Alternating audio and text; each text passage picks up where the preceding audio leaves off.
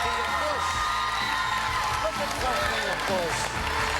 Hi, Sophia Bush. How are you? Nice to see you. Look at Sophia Bush. It's 8. Oh, look at that. One Tree Hill fans.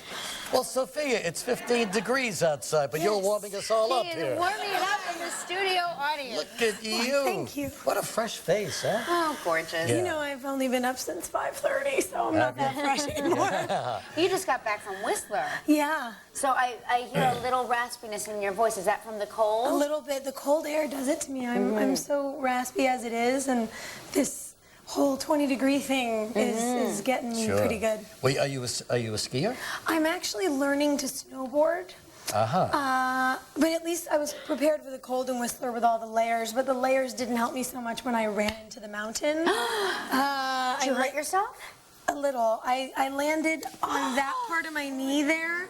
I fell on Blackcomb, and I figured I'd gone down this whole mountain. It was my own fault because I took a lesson the first day, and my instructor goes, "Don't let your friends take you up the mountain tomorrow because they're going to try to get you down runs that you're not ready for." Right. And I went up to Whistler with some of my friends from work, one of our stunt guys, and Paul Johansson and James Lafferty, and Stephen Coletti was supposed to come with us, but he really hurt his shoulder the week before in Mammoth. So he's going, "Be careful, it's really icy because it's so cold, don't fall." And I'm like, I'm not going to hurt myself.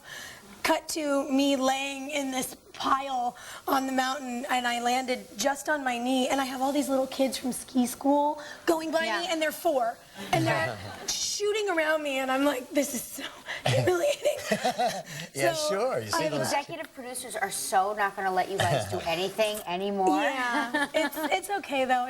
Today's the first day that I actually don't have 2 kneecaps, and the bruising has gone down a lot. So it's all right. I hate skiing. I think there's no sport in the world where there's so much trouble to get from your house to the top of that mountain that nothing is worth that. Nothing is worth it. You know, I had a really good time when you're going and not falling. It's so peaceful, but I want to snowboard because at least then my feet are in one place. Skis and I think, would be bad. I would be the person sort of yard sailing down the mountain with my legs going in every direction. They'd be falling, and You know, I'd hurt myself. My 5th grade trip was to Ski Mountain in New Jersey, and by mountain I mean hill. And I broke my toe putting on my ski boot, and that was it. And that was done? I took that as a sign that I must never ski ever. Yeah. Well, I had the whole mentality of, you know, if you fall off a horse, you're supposed to get back on. So I hurt myself on Wednesday. No, but I figure, you know, I don't want my last experience on this trip to have been a bad one. So Thursday morning, I'm, you know, doing breakfast and lacing up my boots, and Glenn comes out, and he's this huge stunt guy, and he's used to injuries, and he goes, "You gotta be kidding me, you're not going back up there." And I was like, "Oh, yes, I am." So I went and did the mountain one more time on Thursday before I left. Let's hear it for Sophia Bush. Not afraid of that mountain.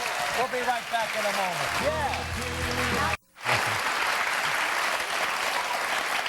One Tree Hill, but on the air, going into its 5th season now on the CW. Unbelievable. That went fast, 5 years. It sure did.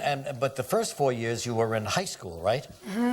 And now you have just skipped the whole college, and you're in business now. Yeah. It was sort of a neat thing, you know. They figured that everyone has seen the college years with so many of their favorite teen shows. So we get the opportunity to show everyone a new side of these characters that they love.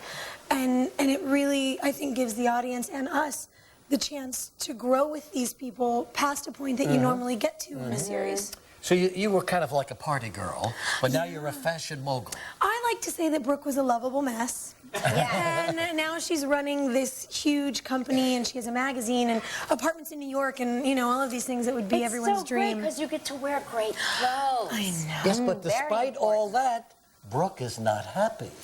Yeah. Well, you know, it's the adage of money can't buy happiness, and she goes home to try to figure out what she needs for her soul in her life, because her business is where she wants it to be, but she still doesn't feel like she's really on her own 2 feet. And it's funny because everyone's now coming to her for advice, and she's going, I still need help. Sure. Right. And where's home? Out of New York City? It's our fictional town of Tree Hill, North Carolina. Tree Hill, North Carolina. But here's the problem with Brooke. She doesn't have a man in her life, right? No. No mans. This is the first season I have gone 12 whole episodes without having to make out with anybody. Oh, that's going to be so great. It's incredible. I can't believe it. Although I do have a love interest who's coming into the picture this season who's lovely, but we haven't had to kiss yet. And how do you meet this guy? Well, I don't know if I can tell you.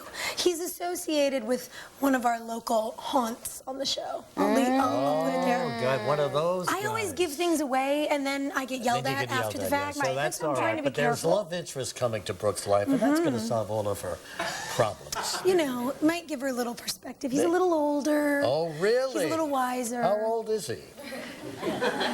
Older than me. Not you know. Never mind you, is he older than me?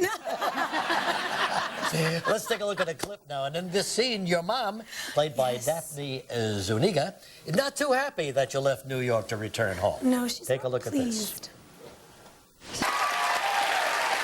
It never ends for Sophia Bush. One Tree Hill, Tuesday nights, 9 o'clock on the CW. Great to see you. Good luck to you, Sophia. Nice to meet you. Natasha Bedingfield in just a moment. We'll be right back.